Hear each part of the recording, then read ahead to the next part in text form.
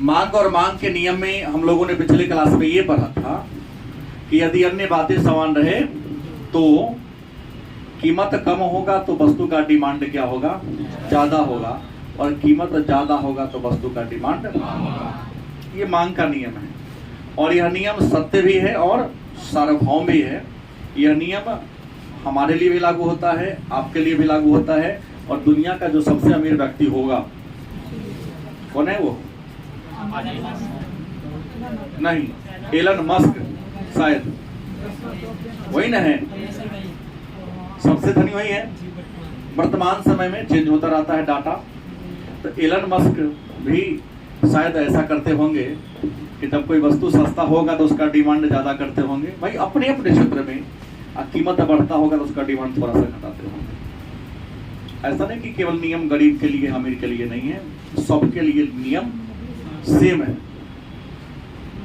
लेकिन मांग के नियम के जस्ट उल्टा एक नियम के बारे में आज के क्लास में हम चर्चा करेंगे, उसका होगा पूर्ति एवं पूर्ति का नियम। पूर्ति एवं पूर्ति का नियम, ये नया टॉपिक है। तो सबसे पहले प्रश्न होगा आपके मन में होगा कि पूर्ति कहते किसे? पूर्ति है क्या या पूर्ति कहते किसे? तो आप में से कोई है बच्चा जो दुकानदारी करता है या जिसके पास दुकान हो? नहीं करता है, होगा भी तो नहीं कहेगा।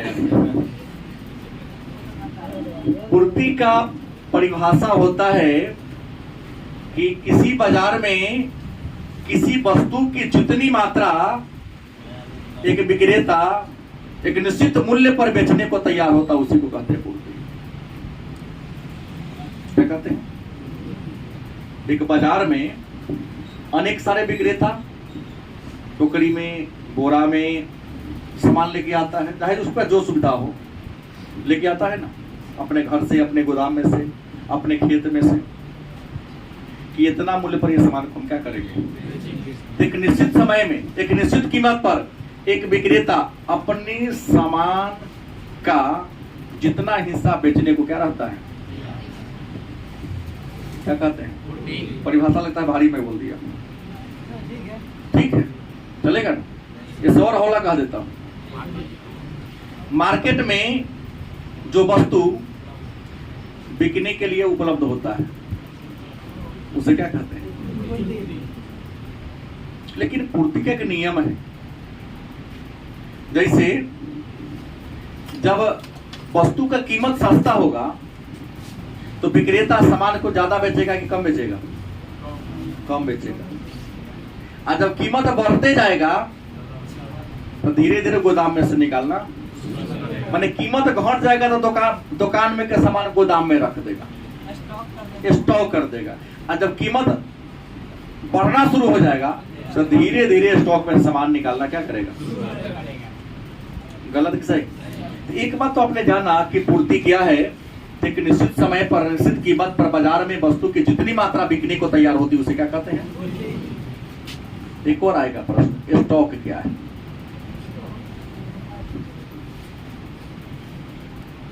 स्टॉक एक आसान शब्द में अनबिका माल, माने वो माल जो बिका नहीं। गलत से?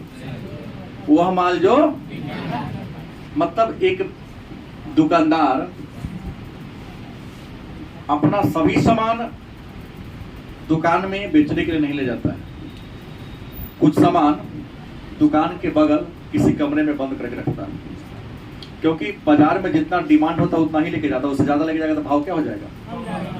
गिर जाएगा ना। एक विक्रेता के पास वस्तु की जितनी मात्रा उसके गोदाम में क्या रहता है? भरा रहता है। तो गोदाम में रखे गए सामान को क्या कहते हैं? गोदाम में से निकाल कर बाजार में जितना सामान ले आता है उसी सामान को क्या कहते हैं? उम्मीद है समझ गए हो। तो पूछ दिया है एक बार प्रश्न कि पूर्ति और स्टॉक में क्या अंतर है। तो बाजार में बिकने के लिए तैयार वस्तु की मात्रा को, और गोदाम में रखे हुए सामान को क्या कहते हैं? तो उम्मीद है कि पूर्ति और स्टॉक में अंतर क्या है समझ गए होंगे। अब प्रश्न एक आता है कि पूर्ति का नियम क्या है, या पूर्ति के नियम से आप क्या समझते हैं? बाकी सारे बात एक ही बात को 20 बार दोहराता है। मैंने जो मूल बात आपको क्या कर दिया, बता दिया। ठीक, मन में प्रश्न होगा कि पूर्ति का नियम क्या है? पूर्ति का नियम बताइए। तो पूर्ति का यही नियम है ना। आप में से कोई ना कोई है जगह पापा खेती बाड़ी कोई बाड़ी करते हो, हाथ उठाओ। 1 मिला, 2, 3 मिला, ठीक है। बोला वो बनिया को नहीं का, लेकिन कोई बाड़ी में भूल के खेती बाड़ी सब जगह करते हैं। जब दिखता है कि फलना त्योहार फलना दिन आवे वाला है, तो छोट लमहरो साथ में छाया तो बिहान का टमकरा दाम बढ़ने वाला है, देखा दाम घटने वाला है, तो देखा छोड़ा ना तोरे के मन में देखा, हाँ मतलब क्या सुस्त हो जाते हैं, कम इतना ले जाते हैं, देते तो दाम आवे करता है। ऐसा होता है कभी कभी, कोई पर्व त्योहार आने वाला होता है, ऐसा होता है।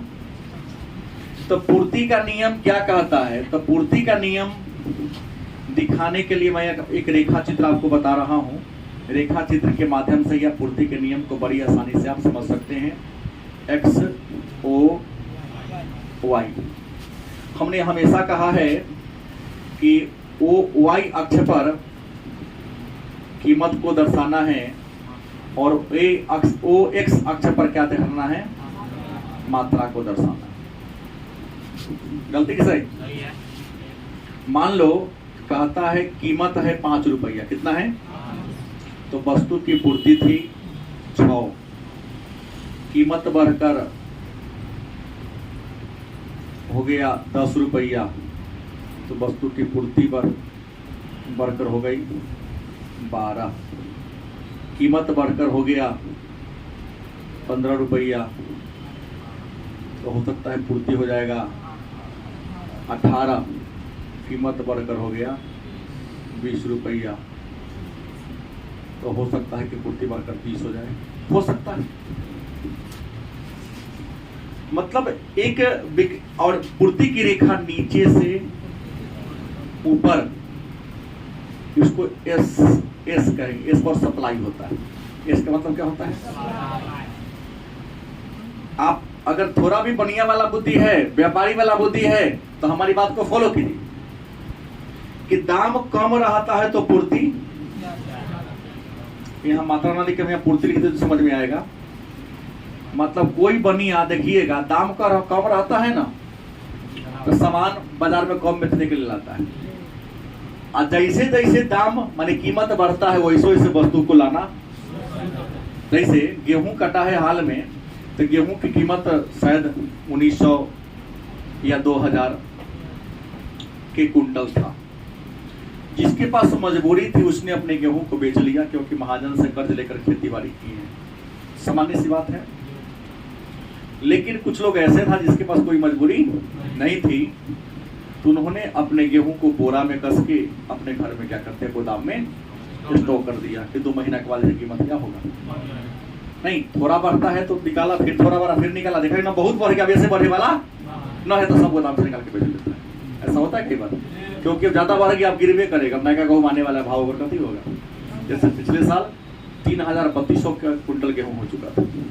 मैंने 2022 की कहानी बोल रहा हूँ, जनवरी फरवरी के आसपास की कहानी है। गेहूं के कटने से 1 महीना पहले आटा 40 रुपए 45 रुपए किलो बिकना शुरू हो गया। गलत है कि सही? तो क्या दिखा रहा है? कीमत 5 रुपया तो पूर्ति, कीमत बढ़कर 10 तो पूर्ति, कीमत बढ़कर 15 तो पूर्ति। माने कम कीमत में पूर्ति क्या है, और ज्यादा कीमत पूर्ति बोलो ज्यादा है, अधिक है। अब मांग के नियम क्या था? उल्टा था ना करा। तो जब अगर मांग के नियम को समझ गए तो पूर्ति के नियम जस्ट उसके उल्टा लिख दो, सब चीज से हमें कोई गड़बड़ नहीं, ज्यादा दिमाग लगाने की जरूरत है यहाँ पर नहीं। कि मांग के नियम कहता है कि वस्तु की कीमत और वस्तु की पूर्ति में विपरीत संबंध है मांग के नियम में। अब पूर्ति के नियम में क्या है? वस्तु की कीमत और वस्तु के पूर्ति में विपरीत नहीं, सीधा संबंध है।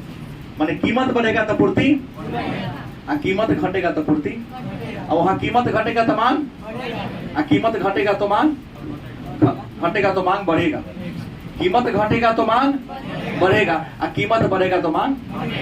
यहाँ क्या, कीमत बढ़ेगा तो पूर्ति, कीमत घटेगी तो पूर्ति। मतलब सीधा है कि कीमत को हम बढ़ा रहे हैं तो पूर्ति भी हमारी क्या हो रही है। लेकिन कीमत अगर 20 से 5 की ओर आ रहा है तो पूर्ति भी 30 से 6 की ओर आएगा। तो अब इसी बात को कहेगा बाजार पूर्ति क्या है, तो 4 को चित्र हमको बनाना होगा। व्यक्तिगत पूर्ति क्या है, तो वो चित्र बनाना पड़ेगा। चीज बात तो यही होगा, हम अलग नहीं बना सकते हैं। जैसे मान के नहीं बताए थे कि गेहूं का बेचने वाला ही व्यापारी है तो बाजार में कई गेहूं बेचने वाला होता है, आलू बेचने वाले कई लोग होते हैं। तो अलग अलग कीमत पर अलग अलग बिजनेसमैन, अलग अलग व्यापारी अलग अलग मात्रा को बेचता है।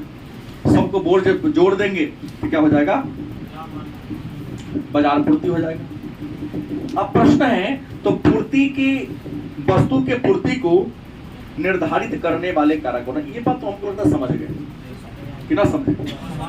तो पूर्ति का नियम क्या कहता है कि यदि अन्य बातें समान रहे तो जैसे जैसे कीमत बढ़ेगा तो पूर्ति क्या होगी, और जैसे जैसे कीमत तो पूर्ति क्या होगी।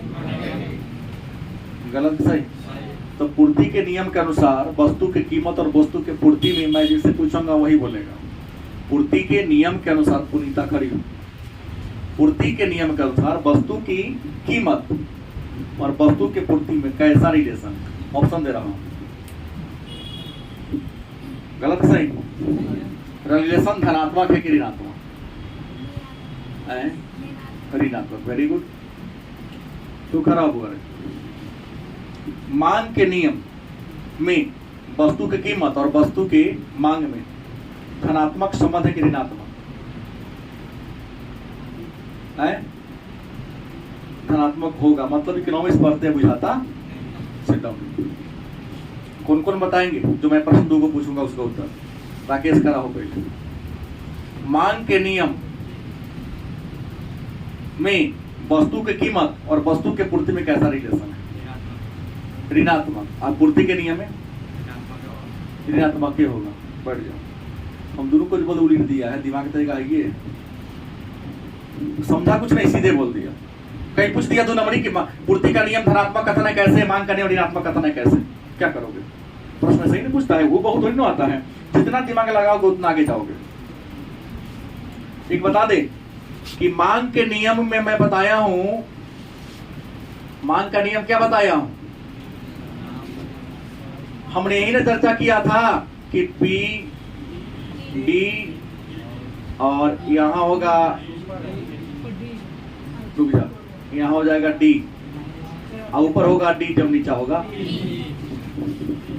मतलब प्राइस हाई है तो डिमांड, और डिमांड लो है तो माने कम कीमत पर डिमांड, ज्यादा कीमत पर डिमांड।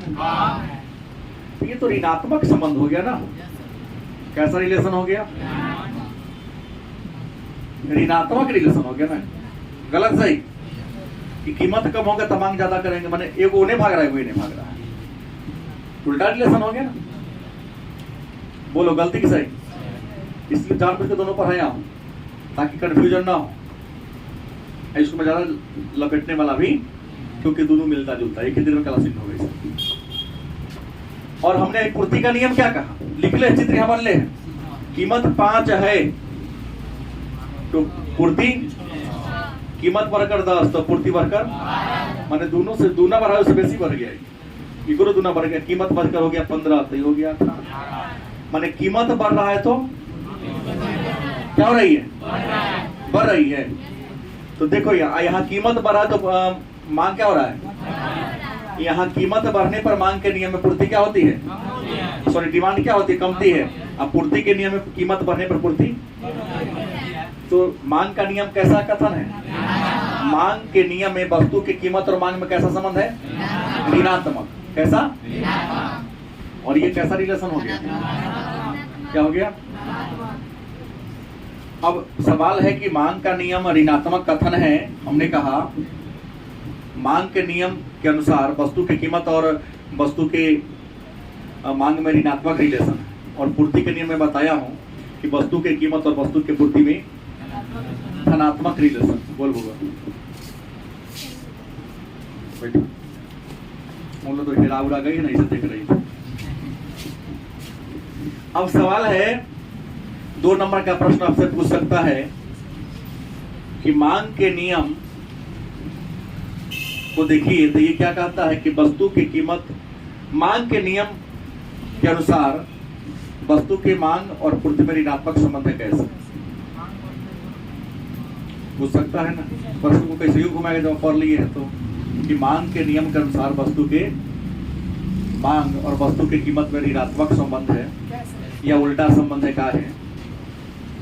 तो सीधा बात है, क्योंकि मांग का नियम कहता है, या मांग का नियम ही बाजार का नियम कहता है, नहीं मानवता का नियम यही है, पूरे संसार का, दुनिया का यही नियम है कि कम कीमत पर डिमांड ज्यादा करता है।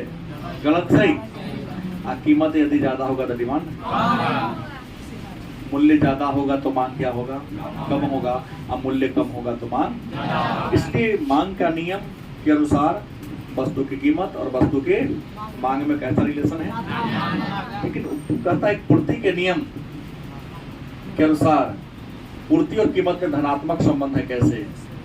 तो पूर्ति का नियम कहता है कि कीमत बढ़ेगा तो पूर्ति बढ़ेगा, कीमत घटेगा तो माने तू बढ़ता हम बढ़ना, अब तू घटेगा तो अच्छा तो नहीं हो गया, इसलिए धनात्मक कथन शर्त लगा लिया। मांग के नियम में चुंबक का एनोड स्वरूप है। मांग के नियम लिख लो तो मांग अगर एन है तो पूर्ति एस हो जाएगा, क्योंकि चुंबक के 2 पोल होते हैं, हमने पढ़ा है और आप भी पढ़े होंगे।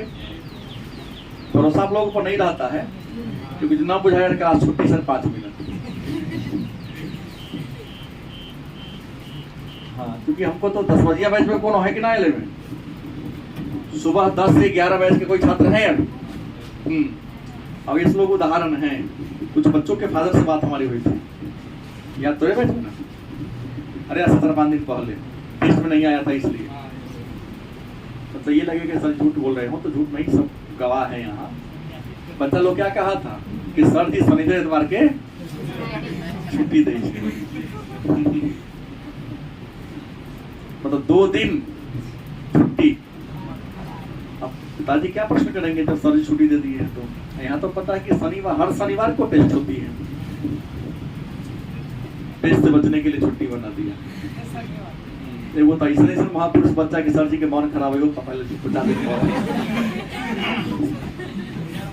अब पापा को होशियार जाना नहीं कि सर जी की पुरान पहचान वाले उसके पापा थे, वो जानते थे सर जी के हम बनने भी फोन लगा दिए, कथी हो सुनली बड़ा मन खराब है, कुछ नहीं एकदम सोची करा दे दना लगा रहे, झूठों के मन खराब करा देता है। हाँ, तो कुछ बच्चे ये नहीं जानते हैं कि हमारे पिताजी डायरेक्ट सर से जुड़े हुए हैं, उनको लगता हम सीतामढ़ी में आ गए हैं ना, तो हमारे से खाली चिन्ह बच्चे। आइए, अब कहता है कि पूर्ति, वस्तु के पूर्ति के निर्धारक तत्व। एक प्रश्न आता है, वस्तु के पूर्ति के निर्धारक माने वस्तु के पूर्ति को निर्धारित करने वाला तत्व कौन है? माने वस्तु कब कम पूर्ति होगा और वस्तु की पूर्ति कब ज्यादा होगा। तो वस्तु की पूर्ति को निर्धारित करने वाला पहला तत्व है वस्तु की कीमत। पहला क्या होगी? क्योंकि अभी हमने कहा परिभाषा में, क्योंकि कीमत कम होगी तो पूर्ति बहुत पिटेगी, कीमत कम होगी तो पूर्ति, और कीमत ज्यादा होगी तो पूर्ति। मांग के नियम पर समझा रहा है, ऐसा नहीं चलेगा। दूसरा है, दूसरा कहता है संबंधित वस्तु की कीमत। किसकी? संबंधित वस्तु की। अब कहता है संबंधित वस्तु की कीमत। देखिए, कुछ ऐसी वस्तुएं हैं जिनका रिलेशन दूसरी वस्तु से जुड़ा हुआ है। नहीं, तो संबंधित वस्तु की कीमत भी पूर्ति के नियम को प्रभावित करती है। जैसे मीठा का कीमत ज्यादा है तो लोग मीठा का डिमांड करना छोड़ देगा, पूर्ति करना चीनी ही करेगा। क्योंकि कीमत बढ़ ही रहा है तो लोग मीठा खरीदना क्या करता है, छोड़े कथी जरूरी है, कड़िया देखे में लगे। खीर भी बनाओगे तो क्या होगा, उसका रंगे देख लेगा अच्छा लगे, खाने में नहीं लगेगा। क्यों? लोग का मन कितना भी काला क्यों ना हो, लेकिन सामान उजला चाहिए। नहीं क्या राकेश, तुमको नहीं बोला हूं, पवन को बोला हूं। हमने कहा कि संबंधित वस्तु की कीमत भी पूर्ति के नियम को प्रभावित करती, याद रखिएगा। जैसे अभी हाल की बात बोल रहा हूं, अभी यही चल रहा है मार्केट में, मीठा का कीमत चीनी की कीमत से क्या है, तो ऐसा होना चाहिए कि मीठा की पूर्ति ज्यादा कर देता, लेकिन ऐसा है नहीं है, क्योंकि डिमांड कम बाजार में होता है कि इसमें ज्यादा पूंजी लगाएंगे तो फायदा, उससे ज्यादा विक्रेता बाजार में चीनी का है, क्योंकि मीठा से कई 100 गुना प्रतिदिन खपत किसका है, तो यहाँ कम भी मुनाफा होगा ना तो ज्यादा कमा लेगा। इकोनॉमिक्स का एक रूल कहता है, जान लो, जीवन में आगे बढ़ना है तो। नहीं, इकोनॉमिक्स का एक रूल कहता है, बुद्धि लगा के सीखो, कम कीमत अधिक बिक्री अधिक लाभ। बिजनेस में बहुत आगे जाना है, याद रखो, कम कीमत माने सामान का दाम कम रखोगे तो क्या होगा, होकर बिक्री क्या होगा, तो इससे बड़े कंपनी में तुम्हारी साख बढ़ेगी और तुम्हारे नाम का भी क्या होगा, विस्तार होगा। उदाहरण कहोगे तो मैं उदाहरण लिख के बता रहा हूं। जैसे एक बनिया 10 रुपये प्रति किलो आलू खरीदता है और वह 12 रुपये केजी बेचता है। कैसे केजी, माने 1 किलो आलू पर कितना मुनाफा, 2 किलो रुपया मुनाफा कमाता है, और दिन भर में वह 300 केजी आलू बेच लेता है। कितना केजी, 300 केजी आलू वो क्या कर लेता है, बेच लेता है। एक बनिया आलू खरीदता है 10 रुपये, कितने खरीदता है, 10 रुपये केजी वो आलू खरीदता है, और 10 रुपये किलो आलू खरीद कर वह क्या करता है, मात्र 10 रुपये 50 पैसे आलू बेचता है, और दिन भर में वह 2000 केजी आलू बेच लेता है। तो अब सवाल ये कहता है कि अब देखो, ये 2 रुपये कमाया तो दिन भर में कितना रुपया कमाया, 600 रुपया कमाया। 1 किलो में कितना कमाया, 2 किलो बेच दिया तो कितना कमा लिया, कितना कमाया, 1000 रुपया कमाया। अब देखो, तो 1000 रुपया कमाया, तो ये तो मुलाकातों के तो 300 लोग से किया। अगर 1 किलो खरीदा होगा तो 300 लोग से, अगर 1 किलो इसे खरीदा होगा तो 2000 लोग से मिला। तो नाम किसका फैलेगा, गलत सही, किसका फैलेगा, 10.5 वाला का ना होगा। तो एक बात है कि जीवन में आगे बढ़ना है तो इन बातों को आपको ध्यान रखना है। ध्यान क्या रखना है कि आप कीमत कम रखोगे तो आपके पास ग्राहक क्या होंगे, ज्यादा पहुंचेंगे, और ग्राहक ज्यादा पहुंचेंगे तो आप सोच सकते हैं क्या होगा आपके साथ, गलत कि सही। आज जो भी ये ऑनलाइन कंपनी काम कर रही है, इसी पर ना कर रही है, ऑनलाइन कंपनी को 3-4 को फायदा है। 3-4 फायदा ये है, वो डायरेक्ट कंपनी से माल उठाता है, उसको अपना स्टोर नहीं खोलना है, क्योंकि स्टोर खोलने में भी रूम भाड़ा लो, एडवांस वगैरह सबकी बात होती है, गलती कि सही। महीना प्रश्न आप लोगों को तो बहुत प्रकार के झंझट है, तो भाई जितना ज्यादा डिलीवरी करोगे उतना तो ज्यादा पेमेंट मिलेगा, इस प्रकार करता है। तो इस बात को उम्मीद है कि आप लोग समझे होंगे। कभी बिजनेस में जाना होगा तो कम दाम रखकर ही, नहीं वैसे पर्व त्योहार आते हैं तो बड़े बड़े मॉल वाले ऑफर निकाल देते हैं, नहीं उस ऑफर के बहाने में तब उसके यहाँ खरीदने जा रहे हैं, जहाँ ऑफर है वहाँ आपको छूट दे दिया, जहाँ और नहीं हो दबा दिया कीमत को, आपसे फायदा कमा लिया। अब पहचान तो बढ़ा दिया ना कि चलो नहीं यहाँ का क्वालिटी क्या है, अच्छा है। तो संबंधित वस्तु की कीमत भी मांग पूर्ति के नियम को प्रभावित करती है। तीसरा है उत्पादन साधन की लागत। अब कहेंगे उत्पादन के साधन का मतलब क्या होगा, तो किसी वस्तु को बनाने में याद रखेंगे कुछ न कुछ खर्च करना पड़ता है, कुछ न कुछ लगाना पड़ता है। नहीं, बहुत चीज है, मान लो पूंजी लगाना पड़ता है। तो भाई किसी वस्तु को बनाने के लिए मजदूर को रखे हो, मशीन रखे हो, बिजली का यूज करते हो, रूम का यूज करते हो।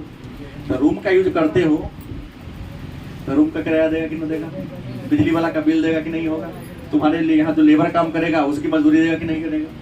तो सभी को जोड़ोगे तो ना वस्तु का कीमत तय होगा। गलत कि सही? मैंने सामान को बना, तुमने 1000 सामान बनाया और 1000 सामान बनाने में जितना सामान लगा है, जितना मजदूरी लगा, जितना बिजली बिल लगा है, मशीन का EMI है, भवन का किराया है, अपन मजदूरी है, लेबर का मजदूरी है, सब जोड़ोगे तब वस्तु का रियल कीमत हुआ। तब फिर जोड़ेगा कुछ मुनाफा, सरकार को भी टैक्स देना पड़ता है। नहीं तो उत्पादन के साधनों की, आप वस्तु को उत्पादन करने में जिन जिन साधनों का यूज किए हैं उससे भी कीमत तय होती है।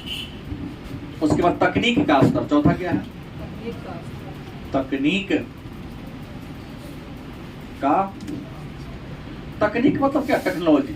तुम सामान बनाते कैसे हो, तुम सामान को बनाते कैसे हो। तकनीक मतलब मशीन से बनाते हो या हाथ से बनाते हो। तकनीक भी कई प्रकार का होता है। एक ऑटोमेटिक होगा, एक थोड़ा स्लो, मतलब एक हाई क्वालिटी वाला होगा, एक थोड़ा सा लो क्वालिटी वाला होगा। याद रखिएगा, अगर मशीन उच्च किस्म का है, ज़्यादा एडवांस टेक्नोलॉजी वाला मशीन है, तो सामान बहुत ही सुंदर बनाएगा, समय कम लगाएगा, उत्पादन क्या करेगा, लागत क्या होगी उसकी? गलत कि सही? लागत कम होगी ना। तो तकनीक का स्तर भी वस्तु के कीमत को निर्धारित करता है। हाई एडवांस टेक्नोलॉजी वाला होगा तो बनाने में खर्चा कम होगा, तो दाम कम रखबे करेगा। हाथ से बना के करोगे तो क्या होगा, समय लगेगा तो दाम तो ज्यादा देना पड़ेगा। उसके बाद फर्मों की संख्या, किसकी संख्या? फर्मों की। अब फर्म माने बुझते हैं, माने कारखाना कई गो है। आप मान लिया कि नमक बनाते हैं, तो नमक बनाने वाले आपके शहर में और कितने कारखाने हैं? तुम नहीं बनाते हो कि जो मन माना होगा दाम तय कर दोगे। तुम्हारे जैसा नमक बनाने वाले कई कारखाना है, आपको सबसे मूल्यांकन करना होगा ना वो दाम कितना रखे हुआ है। गलत कि सही? अब टाटा का जो नमक है उसके गुणवत्ता का तो कोई नमक है नहीं, तो 28 रुपए है, तो बाकी 20 रुपए का रहा है। तो वह जो क्वालिटी दे रहा है उसके टक्कर का दूसरा कोई ब्रांड नहीं है, तो बहुत पिछड़े रहना पड़ेगा। लेकिन टाटा के टक्कर का आ जाए तो जिस गति से टाटा पर नमक का कीमत बढ़ा रहा है उसको भी थोड़ा सोचना पड़ेगा। ना हम टक्कर देने वाला कौन न कौन आ गया, आग के दाम बढ़ाना संभव नहीं। इसके अलावा फर्म का उद्देश्य क्या होता है? फर्म का आपने जो कारखाना लगाया है क्या सोच कर लगाया है? क्योंकि कारखाना या तो सामाजिक का लाभ के लिए बनाए होइएगा ना तो व्यक्तिगत लाभ के लिए बनाए होइएगा। तो अगर सामाजिक लाभ को लेकर सोच के चलिएगा तो कीमत कम रखना पड़ेगा, क्योंकि ज्यादा कीमत रखिएगा तो समाज के सभी लोग उस सामान को खरीद पाएगा नहीं खरीद पाएगा। तो समाज के जब सब लोग खरीदिए नहीं पाएगा तो समाज का कल्याण होगा। लेकिन फर्म का उद्देश्य है कि नहीं हमको खुद मुनाफा कमाना है, नेता की तरह अपना काम निकलता तो बाहर में जाए जाता। उद्योगपति ये तो सोचते हैं तुम्हारे हित से उसको कोई लेना देना भाई, जितना उसको बनाने में खर्चा हो सब मुनाफा रखे तुमको क्या करेगा, बेचबे करेगा। ऐसे भी जानते हैं कि दुनिया में सबसे अगर कोई करप्ट है तो बनिया है, नहीं होता चावल में कंकर मिलाता ही नहीं, क्या हो पेट्रोल में पानी मिलाता ही नहीं, दोनों का मेल नहीं है फिर भी मिलाता, बलजोरी मिलाता जबरदस्ती।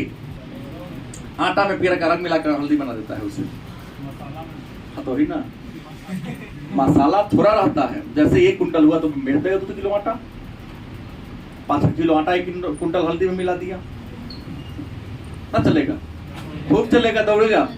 अब भाई आटा तो 30 रुपए किलो बिका रहा है, 20 रुपए किलो बिका रहा है, बोलो। हल्दी तो 150 रुपए किलो बिकेगा, बोलो। मध में चीनी नहीं, मीठा। हाँ, ये जो मरीच बिकाता है ना, मरीच, काली मिर्च, उसमें गांव में फूल है पतला पतला, संधा का फूल कहता है उसे, ओकर बिया ऐसा का मरीच ऐसा होता है। ठीक है, नहीं मिलाता, लेकिन मैं कहता हूँ लिखता है कोई सब मिलाता है। मिलावट के अनेक रूप है। दूध में पानी मिलाता है, नहीं आजकल पानी में दूध मिलाता है, दूध में पानी नहीं मिलाता है, पानी में दूध मिलाता है। क्योंकि गांव में बहुत ऐसे लोग हैं जो किसी ग्वाला से दूध लेता नहीं है, उसके पास अपना खुद का भैंसी भी नहीं है, लेकिन डेली वह 50 लीटर सारे बेचता है, क्योंकि पूरा पाउडर वाला दूध बेचता है। तो फर्म का उद्देश्य 7वां, भविष्य में संभावित कीमत है। हर वस्तु का कीमत भविष्य में बढ़ने या घटने की संभावना होती है। गलत कि सही? अभी आलू कुछ दिन पहले सस्ता था, सस्ता तो जितने भी पूंजीपति लोग थे वो तो जानिए रहा है कि अभी सब किसान के घर में आलू है। गांव में हर इंसान 1 कट्ठा 10 दूर 5 दूर रुपये देता है कि दूरा खाली रोपना 2 महीना में पति जाएगी। गलती की सही? क्योंकि ठंडी के महीने में तो घर में सोना है, तो गर्मी में ना दरवाजा पर सोना है, दरवाजों पर खोल करके रोक देता है। क्या जी? अब सबके घर में आलू रहेगा तो कोई खरीदेगा नहीं, खरीदेगा। तो इसका फायदा उठाता है पूंजीपति बनिया, गांव गांव में घूमकर सारा आलू स्टोर कर लिया, कोल्ड स्टोर में क्या कर दिया। वो जानता है कि जब किसान के खेत में एक आलू घटेगा तो हमरे से खरीदेगा। गलत कि सही? तो सारा स्टोर करके आलू घटा दिया जानबूझ के। 100 का आलू क्या कर लिया, खरीद लिया, 1 आध महीना तो चुपचाप जाके 100 तेल खरीद कर 250 ग्राम देहात में लगा के सूत गया। कि बहुत गांव गांव घूमे हैं, मालिक से बहुत थोड़ा। 2 महीने के बाद जब बरसात गिरा, उधर अगले बाहर आलू चौकट जाता है, खराब हो जाता है। घर की महिला ना नहीं आलू खाए वाला फेंक दे सीधे होकर होते हैं। बहुत आलू सही बर्बाद होता है। अब इसे एक बड़ा गौर से सुनता है, देखा है नहीं? तो प्रश्न है, आलू घटा, इतना बड़ा आलू सूख के छोटा हो जाता है। ऐसे ही अपना घर का तो लोग बर्बाद ज्यादा करते, जब घट गया तो 6 रुपए बेचो, उसी बढ़िया से 18 रुपए खरीदो। नहीं, अंत में छठ दीपावली आते आते 30 रुपए तक पहुंचा देता है। तो जानता है कि भविष्य में अगर दाम क्या होगा, बढ़ भी करेगा, तो कम दाम पर ज्यादा खरीद लेता है, स्टॉक कर देता है। और जैसे पहले धीरे धीरे बढ़ेगा तो स्टोर में से कम निकालेगा, लगे कि नहीं अब ऐसे वैसे बढ़ने वाला सब निकाल देता है। और सरकार की नीति भी आपको तय करती है। कौन नीति?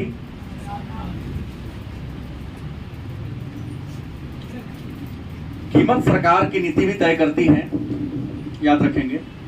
लेकिन एक और बात है कि आपने यहाँ कह दिया वस्तु के कीमत पूर्ति के निर्धारित करने वाले तत्व हो गया, लेकिन पूर्ति के नियम का ये शर्त हो गया। क्या हो गया? लेकिन पूर्ति के नियम के अपवाद भी है। हर नियम का क्या होता है? अपवाद है। नहीं, पूर्ति के नियम का बाद कहाँ कहाँ है? तो कृषि के वस्तु पर यह नियम लागू नहीं होता है। कृषि वस्तु पर यह नियम क्या होता है? लागू नहीं होता। पहला आप बात जान लीजिए, क्योंकि भारत में जो कृषि है मानसून का जुआ है ना। भारतीय कृषि को क्या कहते हैं? मानसून का। जरूरी नहीं है कि जो आप सोचे उतना हो भी करेगा, बेसी हो सकता है, कम हो सकता है। नहीं, धान खूब बढ़िया आ रहा है, लास्ट में इतना वर्षा हो जाता है कि कटने वाला समय सूत गया, बाले में से धान का नया दमन शुरू हो जाता है। एक बार हुआ था ना 2010-11 के आसपास की कहानी। दूसरी, नासवान वस्तु पर। कौन वस्तु पर? तुरंत खराब होने वाला है। तो आज 10 रुपए बिका, नहीं, साथ में आके 12 रुपये हो गया, तो बिहान कहीं 17 रुपये बिकता ही, तो बनिए सोचता नहीं है कि सड़े वाला हो, क्योंकि बिहान कल के लिए जितना छोड़ो कि कहीं रात में सड़ गया तब पूरा गया। हरा साग सब्जी साँझ में देखिएगा बिक रहा है सुबह 12 रुपये, साँझ में 8 रुपये कई बार देके चल जाता है, क्योंकि घर में जाकर है। हाँ, दिन में 10 रुपया का 1 कद्दू, साँझ में 9 बिका तो कल तो खराब होगा, 1 रुपया 10 रुपया का 2 कद्दू, फिर देखा और रह गया तो 10 रुपया में 3 कद्दू। ऐसा फीलिंग हुआ है कभी? खरीदे हैं? हाँ, ऐसा तो शीघ्र नाश वाले वस्तु पर ऐसा होता है।